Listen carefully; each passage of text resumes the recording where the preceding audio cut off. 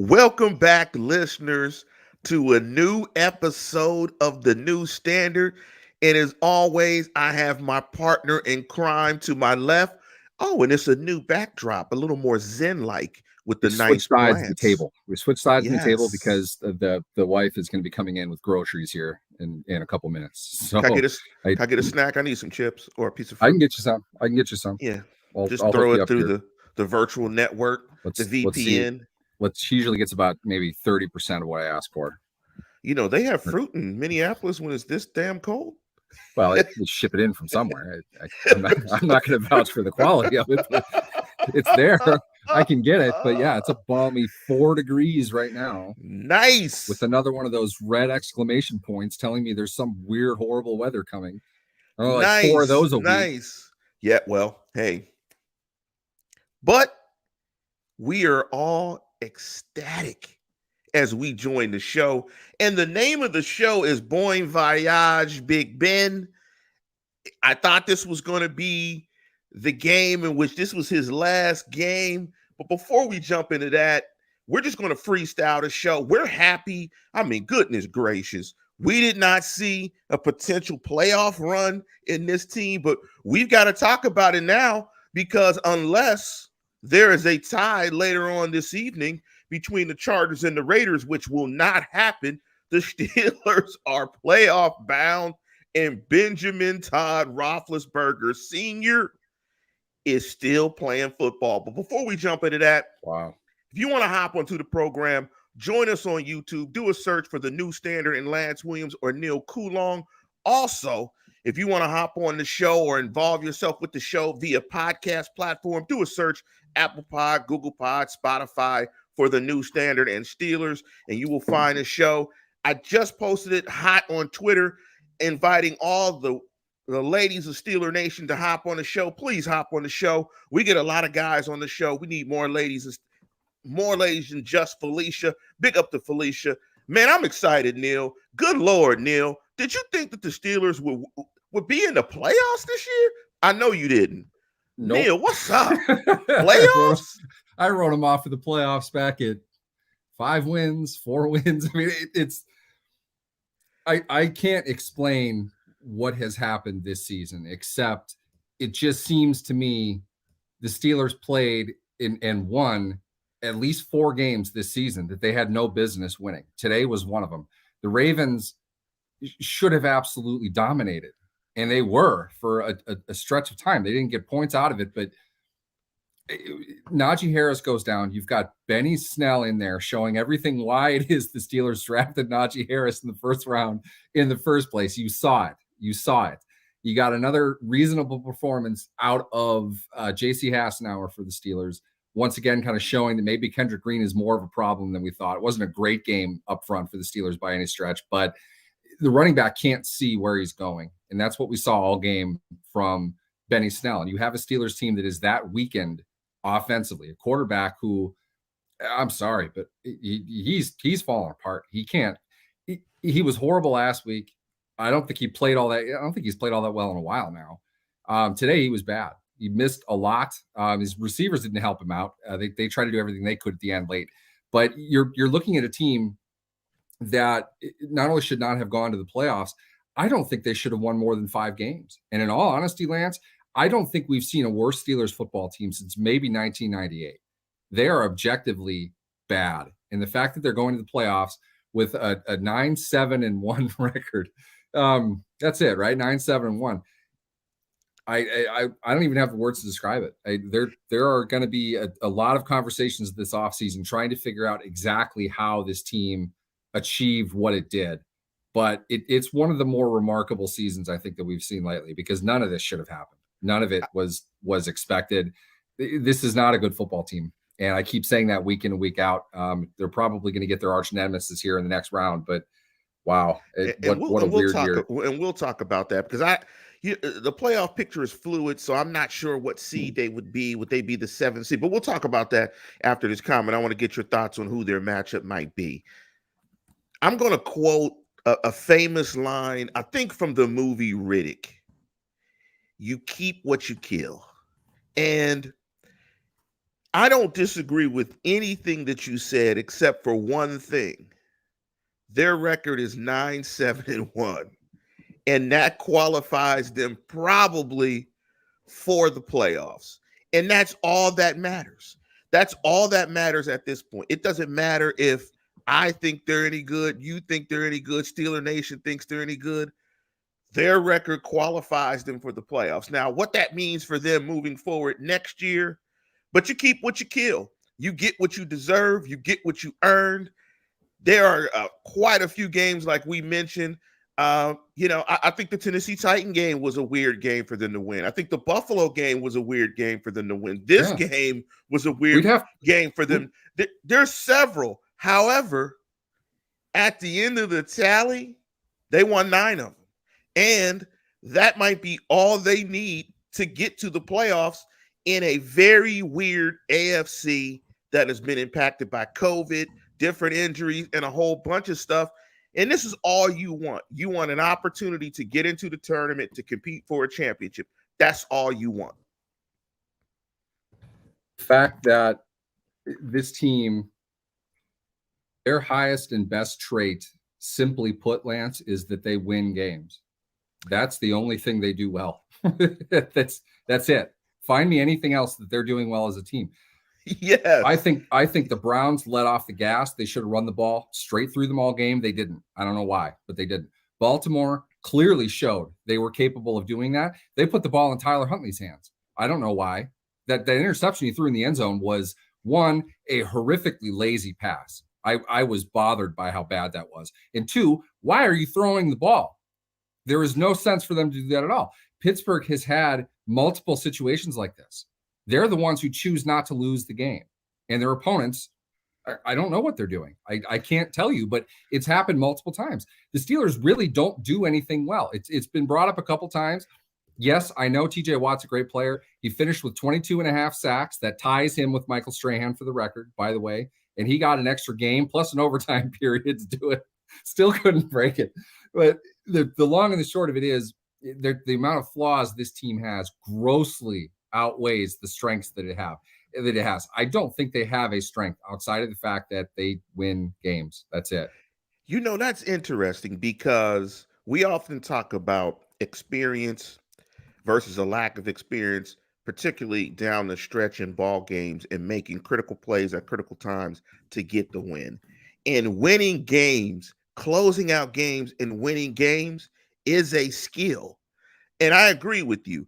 They have a lot of flaws in a lot of areas, but how to close out tight games and win tight games is a very good skill.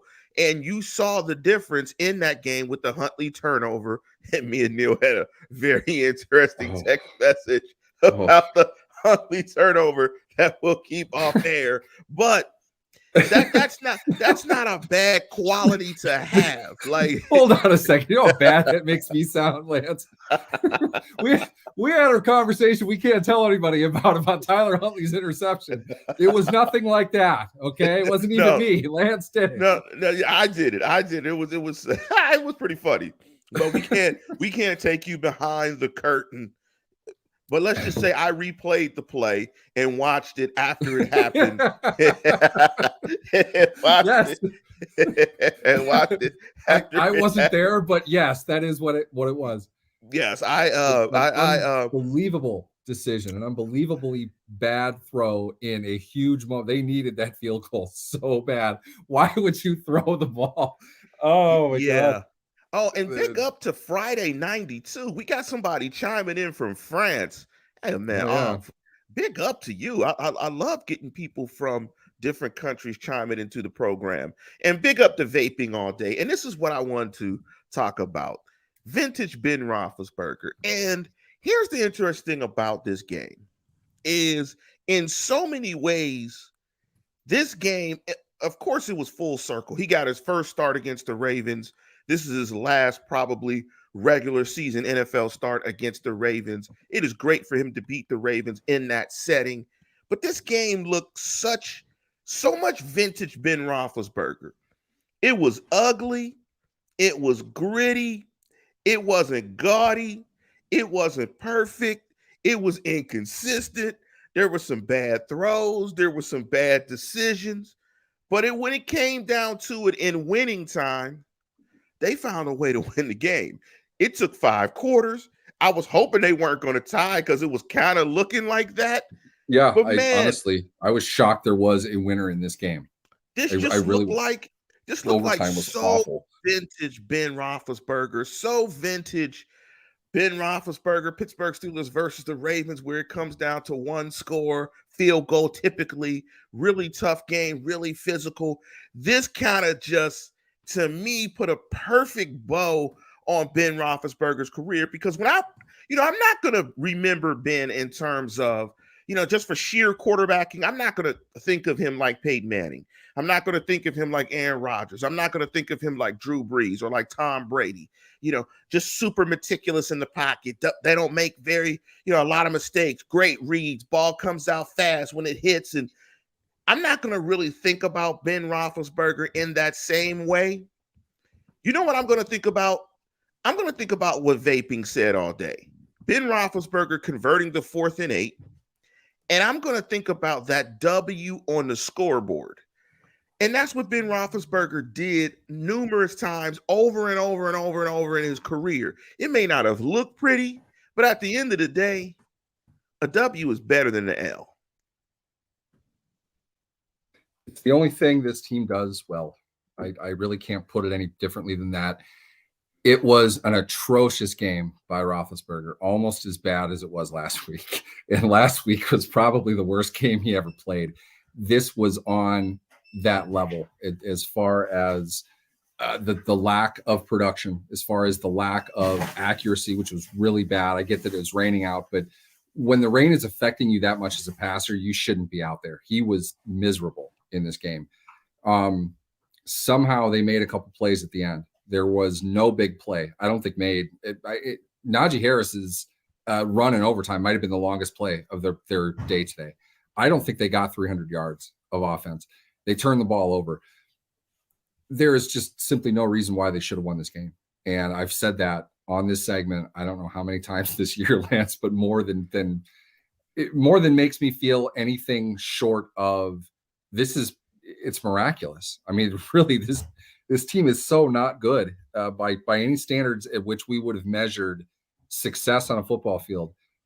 This team isn't any of that except for 9 wins, which isn't fantastic by any stretch, but it is like 5 more than they probably should have had, all things being equal.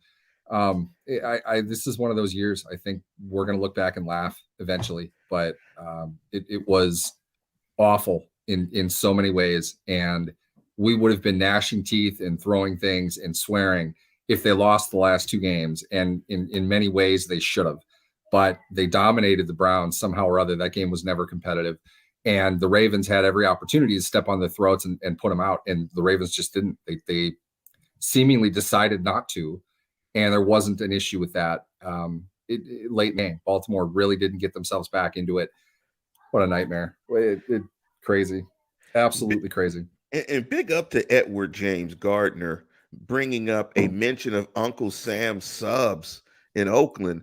And if you're from Pittsburgh, you know Uncle Sam Subs. Uncle Sam Subs was around the corner from Permane Brothers, and that's one of they actually had better sandwiches than Permane Brothers. I used to go to Uncle Sam Subs and get subs all the time. They had the picture of Bill Fralick in there, Ironhead, Hayward, all the Pitt players. Uncle Sam Subs was way better. I'm not sure if Uncle Sam's is still open, but to Ollie Howard Species, his comment, Neal, they don't ask how. And when you look at some of these numbers, you can't ask how. It's just they just did. Unless you want a colossal mind fuck, don't look at the stats because for the second week in a row, it makes absolutely no sense. What we know about the game of football is not complete by any stretch. It's not comprehensive even in comparison to a lot of people, but we know what statistics of a winning football game would look like. And that has not been the case for a lot of wins for the Steelers. This game, last game, the Titans game, which still might have been the worst out of all of them. Do you realize they're a tie away from not even having had to play this game? A tie against the Lions. Yes. A game that shouldn't have happened either. Yeah. So I take that back. Five wins that they shouldn't have won, and a tie that they probably should have won.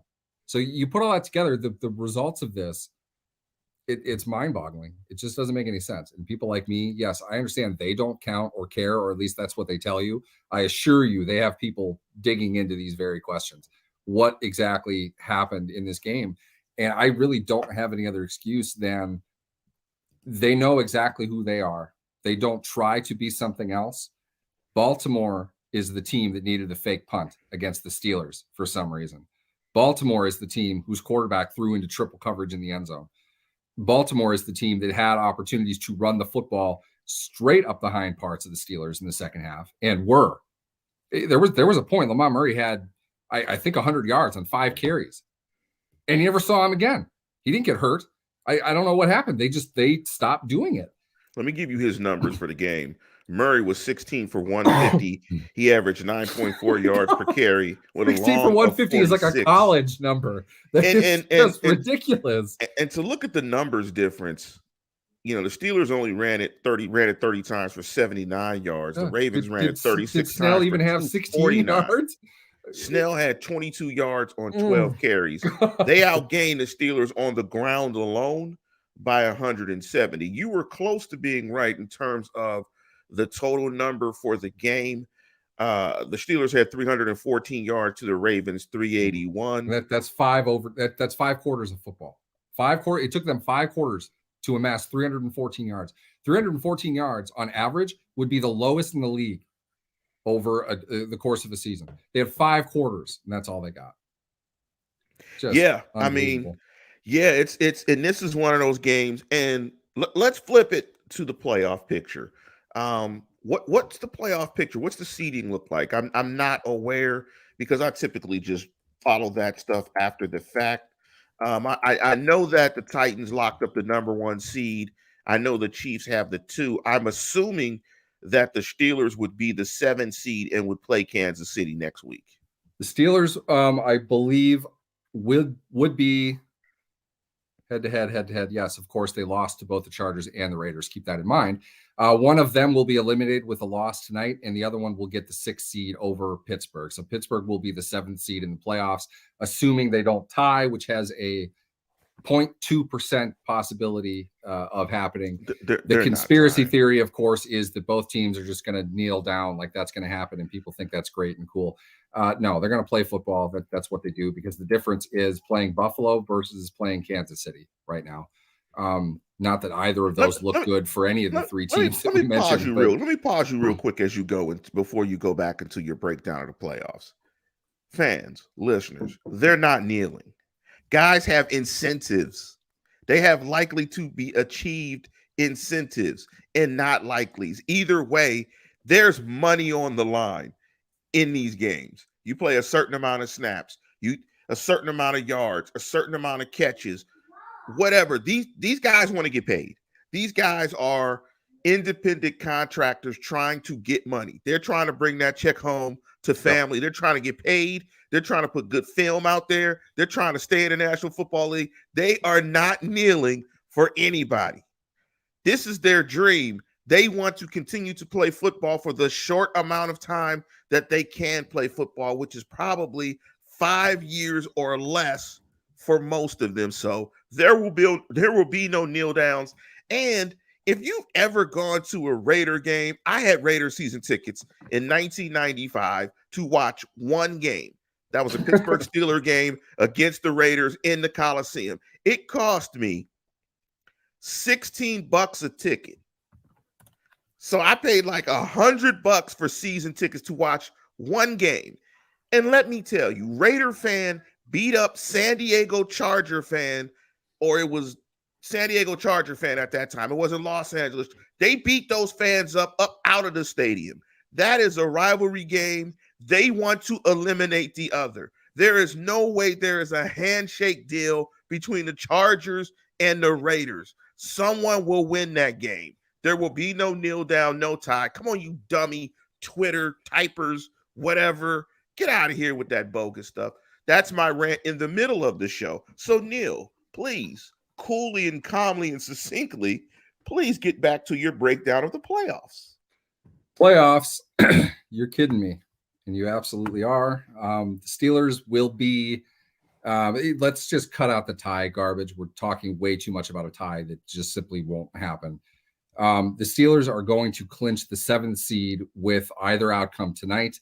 The loser of the Chargers and Raiders game, which is Sunday Night Football, very well called by the NFL, they will be out of the playoffs, and the winner will be the 6th seed by virtue of a head-to-head win over the Steelers. The Colts and Ravens were eliminated from the playoffs. Yeah, they don't have that updated, but the Ravens were eliminated with that loss. So, yeah, this comes down to the Steelers and either the Chargers or the Raiders. I think the seeds are finalized. Somebody please tell me if this is not the case. The Titans won, and with that clinched the top seed in the AFC. Only one of us, Lance, said that the Titans would be the biggest drop-off team in the AFC this year. That was you, right? That was probably me. I'm sure you are reminding me of that fact. oh, it was you. Okay. All right. It was absolutely me. The Chiefs clinched the 2 seed, and that would host the 7th seed. It's exactly what Pittsburgh wants to do. Return to the scene of the crime 3 weeks later and play the Chiefs. That is what will happen. They will be at Kansas City. Buffalo is the 3 seed and hosting either the Chargers or the Raiders. Okay. And you've got Cincinnati hosting New England in what looks like a really fun game. That's going to be a nice little match. A week of film Spygate discussion, considering 2 years ago, you might remember the Patriots in filming one of their work documentaries was caught keeping an active film camera on the Bengals sidelines as they were trying to highlight an advanced scout's job for their legit in-studio production. I'm sure that was the case, but I am sure Belichick is smart enough to see what the Bengals had coming and wanted to get an extra edge. I enjoy those talks. I think it's funny. I think it both happened and didn't happen. So I think there is something to gain. Otherwise, they wouldn't have done it. It's not that big of a deal, but it is fun to discuss it because it did happen. They literally caught them doing it. The extent of which is always going to be up in the air for discussion. But it's a tough AFC field. There's no doubt about that. I don't think the Steelers have a prayer in hell of beating the Chiefs. I think the fact that they made the playoffs this season is still beyond comprehension. And with that, too, if you want to get into draft status, Lance, that would put the Steelers at the very earliest at number 19 overall.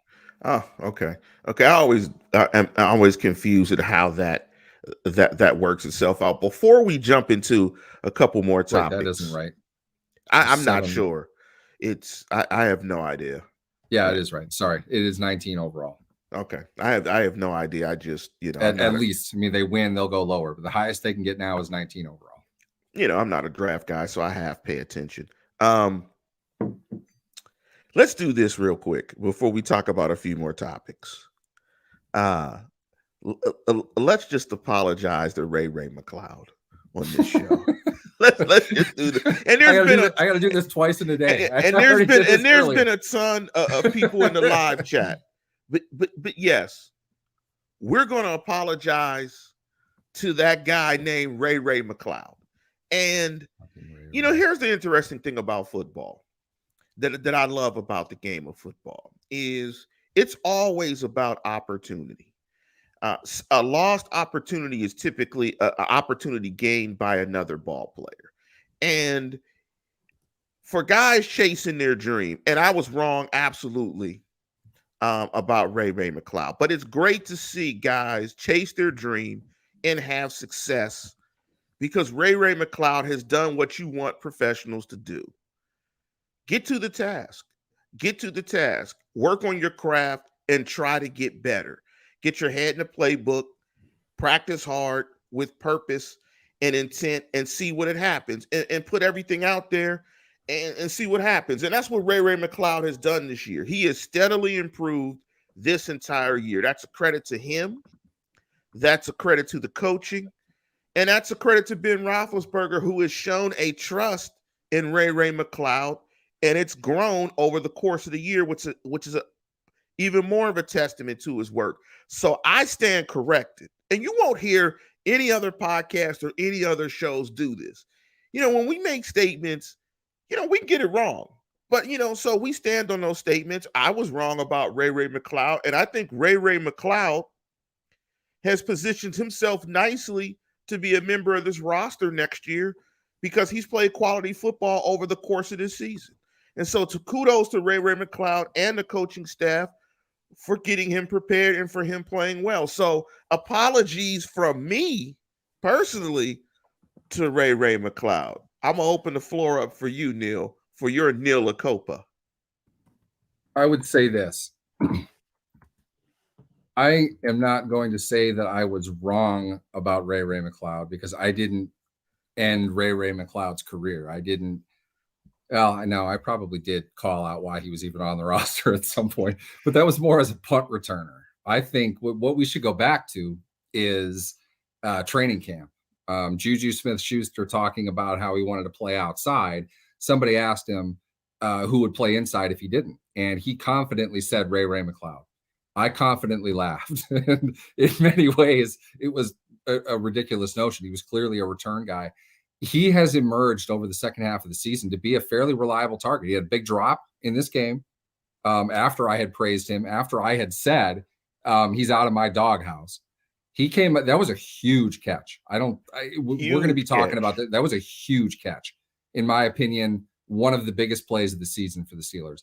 It was one of the few even kind of explosive plays that the Steelers had in this game, and they had to win the game. He came up big and has over the last several games now to a point where, yeah, I will say that this is somebody I'm excited about hearing his number called now. I mean, after the game when he got like 19 targets in the first 3 drives, I forget which game that was, but it seemed ridiculous. And, he didn't really match the expectations that he was being given with that kind of production, but he has stepped up his game. He's making plays deeper down the field than he was. He's not just a screen guy. He's getting open across the middle. And that's a huge value. This is truly one of the worst offensive teams in football. So we're praising mediocrity because it isn't what the other stuff that we're seeing. But everything that you said is true. This is a guy, he's being paid the NFL equivalent of minimum wage. He is taking on a very dangerous and very brutal position. The slot receiver has like no lifespan. They don't live very long. They get hurt often, as we saw with Juju when they were handing him the ball off back in week 5. He has risen above the expectations, I think, of where he was, which I don't think is necessarily that hard to do. But at the same time, I think he went far enough ahead of all of them to say that he's a legitimate player on this team. He's a legitimate contributor to what they're trying to do and to what they're building. I'm not saying it pushes Juju off the roster, but right now, Ray with return ability at $500 a year is way more valuable than Juju at $7 million a year. No special teams contributions. Ray has made that decision, frankly, pretty easy for him, and that's the end of Juju in Pittsburgh. They're going to stick with Ray. That's a guarantee, and I think he can continue to improve. I think he can grow a little bit more. Not going to be an all-pro guy. He's not going to be a 90-catch guy. But if he can catch 45, 50 balls, a couple of game, stretch some chains and hang on to the damn punt and return a few, and a nice return in this game as well, you're looking at a pretty good value for, once again, a team that took an undrafted free agent, made him into a starter, and then made him into a pretty solid contributor. Once again, the Steelers have a bunch of players like that. They're going to continue to follow that model, and we're going to continue to see players rising above what our expectations are for them. Yeah, and that's the point out coaching, and that's the thing typically that doesn't get pointed out is guys are coaching. I mean, guys are earning their paychecks. Guys are coaching, and guys are getting better. Another example of good coaching is Witherspoon. Witherspoon has improved steadily over the course of the season. So guys are coaching. Guys are doing their thing. And big up to Chatty Lackus. That's a new person on the chat. Big up to Chatty. I love that name, Chatty Lackus. That's great. Chatty Cakes. I already gave you a nickname already, Chatty. So that means you have to be on the show every week. And while we're apologizing, I see Melvin is hitting us on the dual 7 and 10s.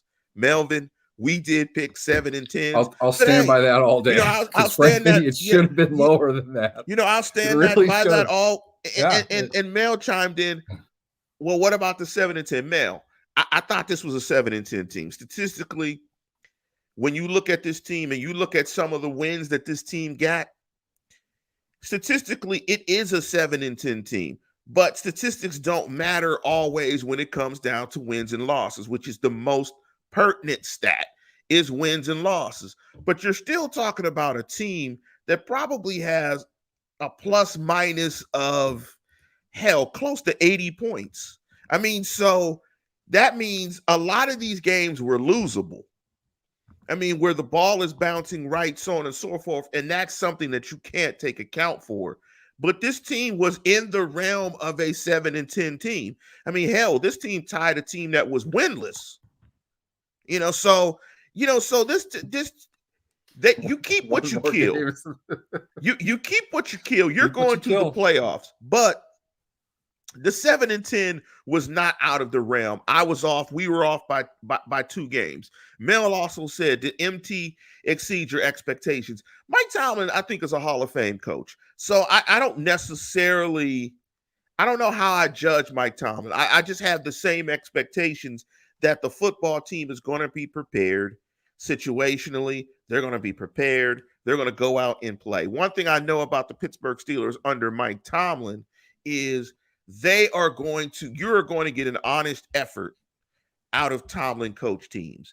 They care about the game. They are trying to win the games. You are not going to get performances typically like you saw with the Browns last Monday, where they clearly had no interest in winning the football game. God. Zero. So, Mike Tomlin is always going to grit it out. And is this one of his most impressive coaching performances? Absolutely. Given this roster, given the number of rookies that played, given the state of the quarterback, absolutely. This was an excellent season of coaching from Mike Tomlin. But yes, they are a 7-10 team that finished 9-7-1. I was wrong, but I was close to not being wrong. But I'm glad I was wrong. I always like being wrong, because if I'm wrong, that typically means they have had more success than I thought. But this football team is a weird football team. This has been a weird year. And I think Neal hit it perfectly. The best thing that they do is figure out how to win. And that's not a bad quality to have in a league that counts your wins and your losses. I'll say this, as far as Mel's comment goes, 7-10 was factoring in a great job from Mike Tomlin, in my opinion. Yeah, I had them going above what they should have been from a talent perspective because of Mike Tomlin. And he went the opposite side of that and tacked on 2 more wins to it. So I think you have the combination of plays that needed to be made, particularly on defense, at least in shutting an opponent down in these tight games. They learned how to make their opponents blink instead of blinking themselves. They were comfortable winning ugly. And I think as convenient as this sounds, I think the Ravens are an excellent example of a team that was not comfortable winning ugly. You think I was bad with Ray McCloud? Get me started on Hollywood Brown sometime. You want to talk about an absolute bum? I can't stand that guy. You're sitting on the sideline. You have your toes pointed. You catch the ball like this, and you can't brace it. You can't protect it, knowing the safety is bearing down on you. Honestly, they could have lost the game because of that play. And those are the kinds of plays you make when you're losers. And the Ravens this year played like losers. Today, they played like losers. No reason they should have lost that game. There's no reason you should have dropped that pass. He contributes to nothing but stats. He is a complete stat book player. And guys like that don't win you games ugly. You can't count on them in the muck like this game was. Who could you count on? The only guy in that team that plays with any heart at all is Mark Andrews. I would kill to have that guy in the Steelers. He's an all-pro player. Honestly, one of the 5 best players in the league this year, in my opinion. Great player. Everything that he had to do to catch a pass. Tomlin put 4 guys on him at one point, and they were still getting him targets. He is that good of a player. They didn't get anything from anybody else in that offense as far as catching the ball goes. Quarterback, they need to help that kid out quite a bit. I think he he showed a lot of things in a pretty tough 4-game stretch for him when they were clearly just kind of putting Lamar on the shelf. Huntley did some things that I really liked. He's an interesting project. I think they've done a good job with him. He should have been a lot better today. But when your receivers aren't making plays, when he's not coming back to the ball on the sideline, knowing the safety is coming down on you, he's not getting in front of that. If he's going to leave the ball there for the defender to come in and knock away, I don't want him on my team. I really don't. I don't care how talented he is. I don't care how fast he is. I don't care whose cousin he is. He's a bum. And honestly, things like that will lose you games. The Steelers don't do that. The Steelers aren't any good. They don't make those plays anyway. They get lucky enough that the receiver lets the defensive back knock it away. But their receivers wouldn't have done that. Hell, they just would have dropped it, especially late. I think 3 of them had drops in overtime. I love the way you describe the Steelers in that, and I think in our lives, we've come across people who are very confident in who they are, how they look, how they present themselves. And when you find that type of individual, like you could find a person that might not be the most attractive person, but is very comfortable. Or let's say you find a person that's a little bit overweight, right? A little bit out of shape, but is very confident in their body image. They come off with a ton of power. When people are very comfortable in who they are and what they are, there's a confidence and an energy that just oozes off of them. And it was a great description that you had, I think, of the Pittsburgh Steelers. They're confident in what they are as a football team. They realize they're flawed offensively. They realize they don't get a lot of explosive plays in their offense. What they try to do is slow play the game. Don't turn it over. Try not to give up big plays. Try to keep the game close. So in those moments where football character has to show up, they can make those plays. And so they're very comfortable in the world. I can't remember the cliche that Tomlin says all the time, but they're very comfortable in the world they live in. They're very comfortable being this gritty type outfit this year. I want to ask one more game question. Then I want to ask you the story that broke earlier. And I'm not sure if you guys broke it. Steeler Wire broke it about Kevin Colbert. But I wanted to ask a defensive question. Did you see anything different in terms of how the defense was deployed today with Keith Butler being out, with Tomlin and Terrell Austin doing the majority of the play calling?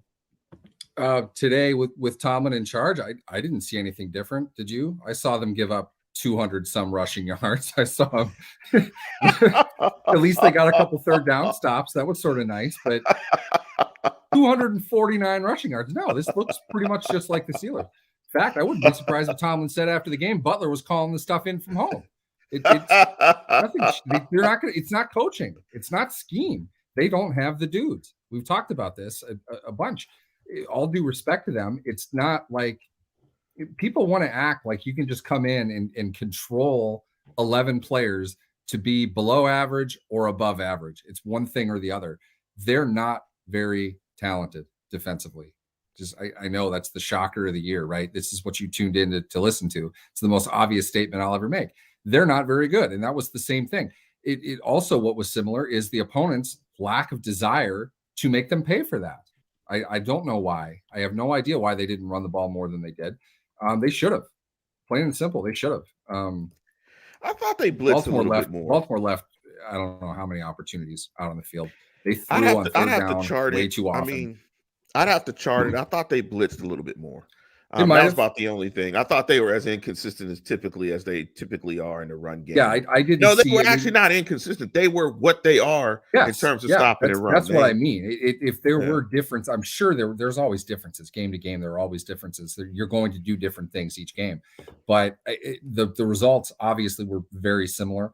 Baltimore turned the ball over way too much. When you have your center snapping into his own nuts, knocking the ball on the ground in the first quarter, you have a quarterback making a absolutely boneheaded decision to throw the ball where he did, you're not going to win. And we said the same thing after the Tennessee game. Pittsburgh has excelled not snap to snap. That the sum of their whole is greater than the sum of their parts. somehow. It doesn't really make a whole lot of sense, but that's what they've been able to do. And a lot of it is, as bad as it's been, they're just not stopping. They're not the team giving up at the end.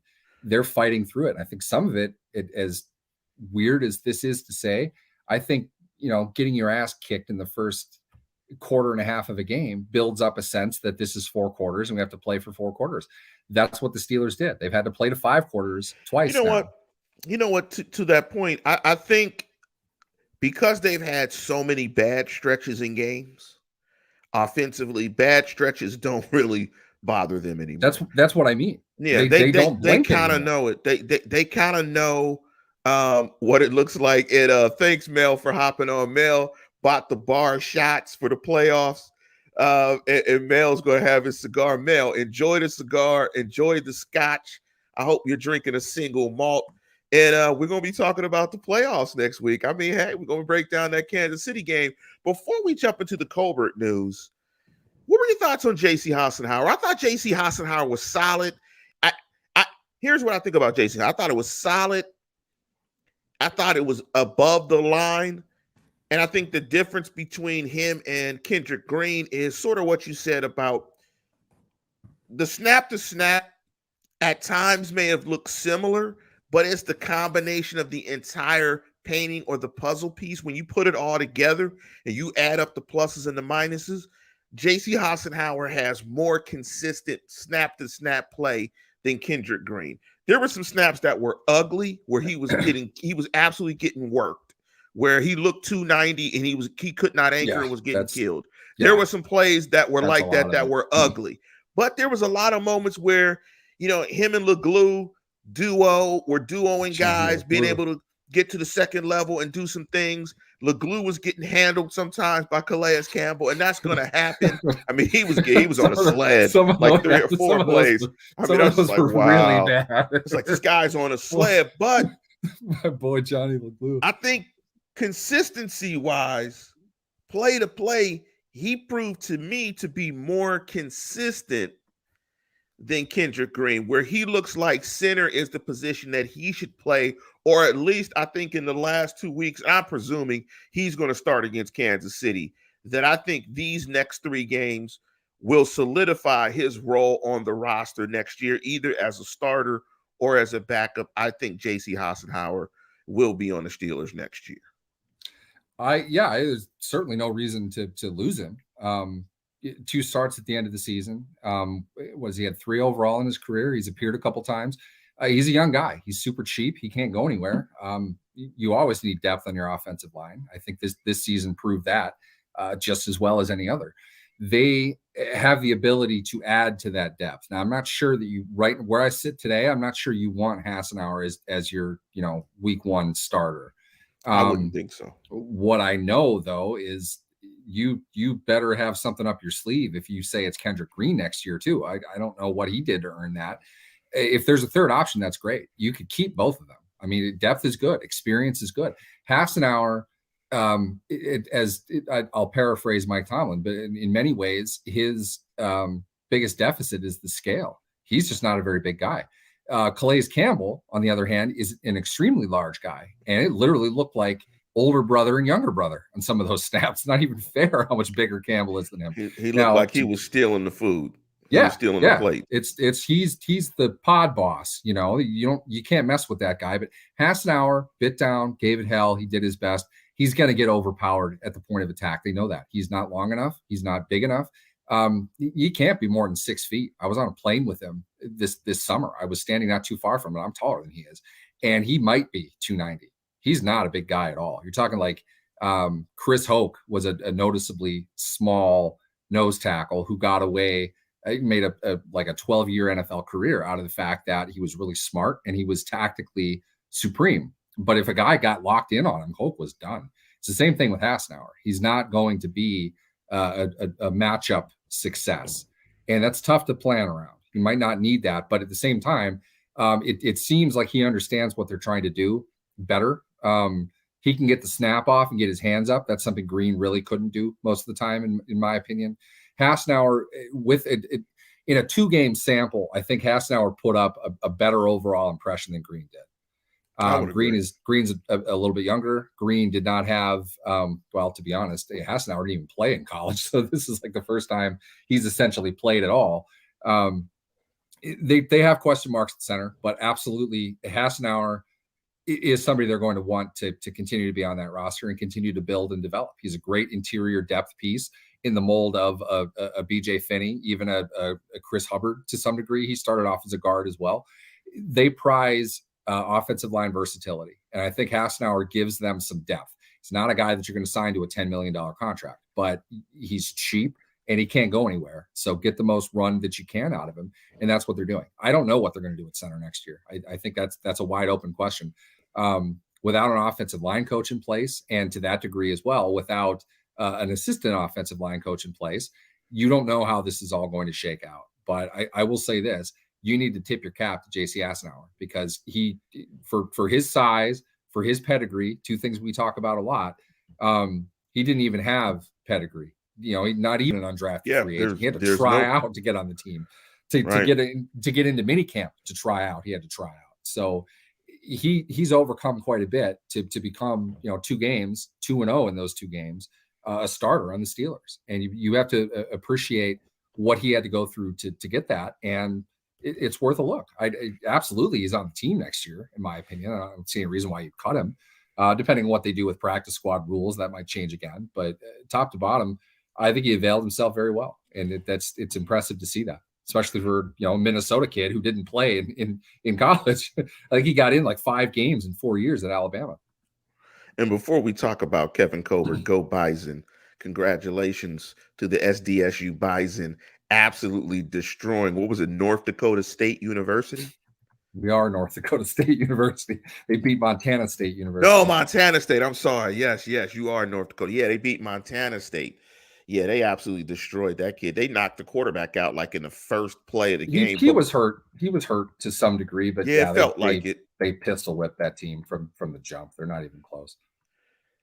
Kevin Colbert, I was surprised to wake up to see Steelers Wire. I don't know if you guys broke the story, but I was surprised to see that Kevin Colbert is going to step down following the conclusion of the 2022 draft. And you're going to see 2 of the big 3 depart in 2022, Ben Roethlisberger as well as Kevin Colbert. I knew that Ben Roethlisberger wasn't going to come back. I was surprised that Kevin Colbert would step down as well. But it's been a rough last couple of years with COVID and a lot of different things. It's been really rough. And I'm sure it's been really rough on Colbert, anyone older trying to do their job in this atmosphere. Will Kevin Colbert stay on as a consultant of some sort? Is that's being reported? Any names floating around as the next GM? A couple things no, we didn't break it. Ian Rappaport tweeted it. I happened to see it. I wrote the story because I was up, and Kurt, I don't think was up yet. I'm not sure, but I happened to see it, knowing it's a big deal. It's a big story. Kevin Colbert planning to step down following the draft, which is kind of normal for a general manager. That the cycle of a season isn't start to finish of games. It's how they're organizing, in many ways, scouting efforts, evaluation efforts. They will complete the internal roster stuff in February as they're ramping up the full-on evaluations of college players. And what that means is they get the coaches as well as the scouts to look at film of players and give their input. The general manager is overseeing the efforts to collect that data and compile it together in a way that they can make an informed decision on how they want to proceed with pro days and things like that. You need somebody steering that ship. So Colbert can't just leave when they're done playing. There's a lot more work that he's already started this season that isn't going to be complete until late April. So Colbert's job, in essence, would be to go through the draft. You're also it's not uncommon. You see general managers get fired after the draft pretty often. It's usually you started the cycle of drafting. You can't necessarily bring somebody else in to head those efforts. Your best candidates might not be able to come at that point anyway. So you give them the whole draft cycle. He's going to be done after that. And what I am hearing, and this has been kind of common knowledge, there are two very well-regarded general manager candidates within the Steelers organization. The first one is Omar Khan, who's had, I think, 3 general manager interviews That's over the what I years. thought that would be the name. I would say on paper, everything that I know, he would be the most likely candidate. However, I have heard from somebody who's given me good information before, Brandon Hunt, who's younger, a little bit less experienced. He is somebody that they consider to be a front runner. So to be honest, it's interesting. I could see it going either way. Either way, I can promise you now, within 3 years, both of those guys will be general managers. And the Steelers know that. I think they've known that. How solid is Khan on the football side? Because when you hear he's about a Khan, part of all of this, you know. I mean, you In always fact, hear about him in terms of the financial stuff, the yeah, cap stuff. he's business and football operations. Colbert is a scout by nature. Khan has a background in that. I think nowadays you come up through scouting as well as business development, probably analytics solutions. You're a bit more well-rounded as a general manager. The younger guys tend to have that high-end education. You know, Colbert, all due respect to Colbert, I think has done a phenomenal job. He went to Robert Morris. You know, it's not like he's got advanced degrees or anything like that. No disrespect. Excuse me. Well, yeah, I'm just saying. I went to North Dakota State. That's the Robert Morris of North Dakota. You know, it's kind of the same thing. The point is, Hunt, I think, is more of a Colbert type, whereas Khan is kind of the Rooney type, the football as well as business and law background.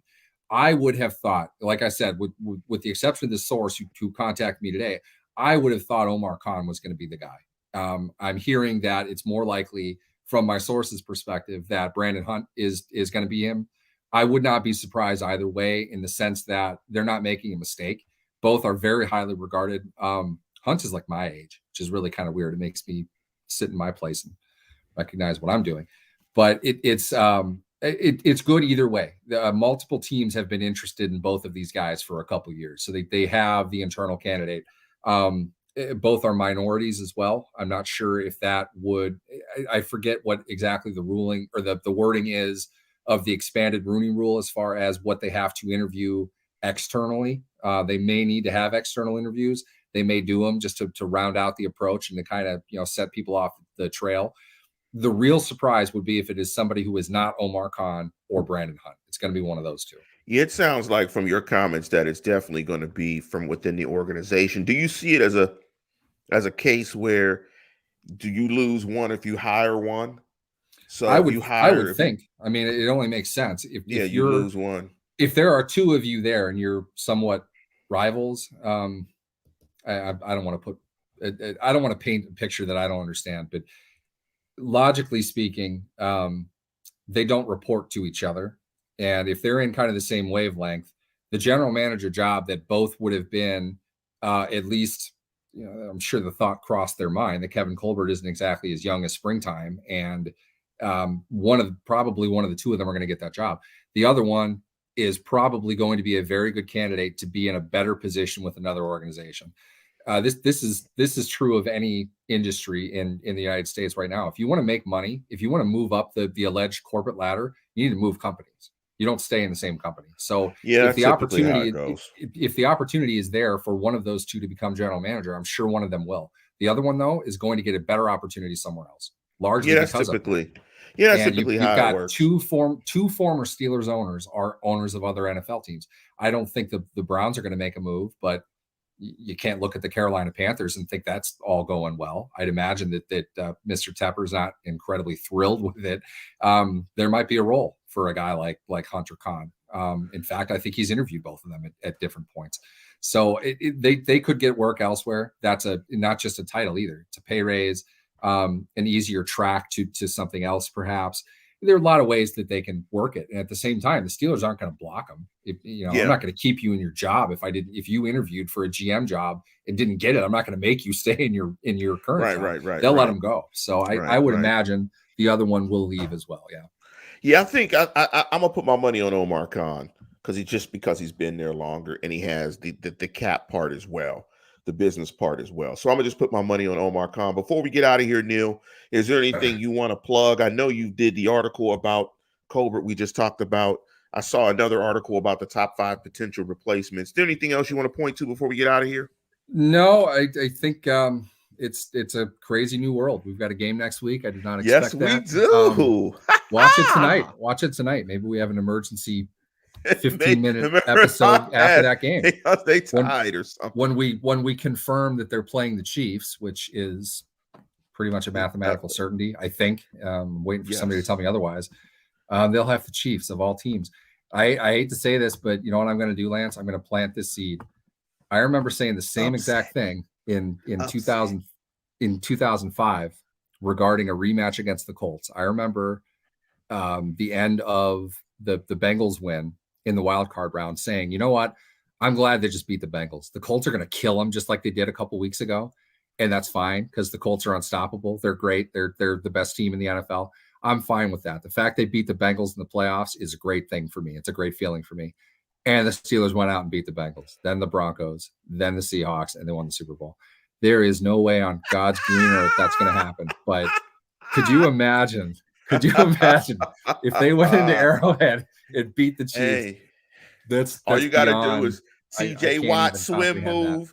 TJ Watt swim move, sack Chad Henne early. Let's go. It's possible. Let's go. It can happen. But let's get out of here, listeners. And as always, tune in, tell a friend, and subscribe.